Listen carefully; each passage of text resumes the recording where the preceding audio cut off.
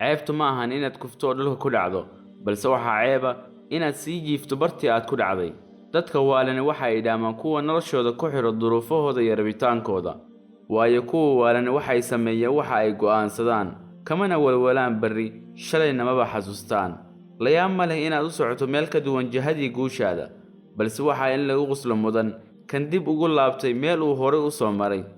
dad waxaa ugu liita kuwa dadka ku naca muuqaalkooda balse waxaa ka sii liita kuwa sidaas ku jeclaada maalin walba haddaad maqasho ereyga guul oo dhagaha uu ka batay wax kale ma ahan waa inaad kor u kacdo boorkana iska jabto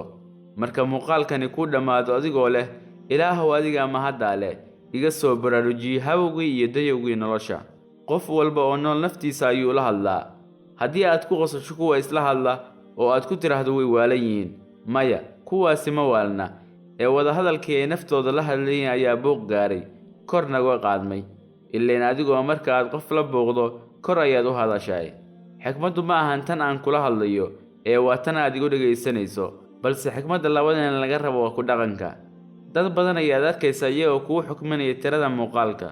qofka fahansani waxa uu eegaa culayska ereyada balse ma eego tirada daqiiqadaha ciiddu malaayiin jeer ayay ka badan tahay dahabka lamana qiimo ahan xikmadda aan idinku soo afmeeriyo muuqaalkan waa wax bixinta bixiya idinkoon sheegayn qalbigiisu ma dareefo cunfi iyo ciriiri kan wax bixinaya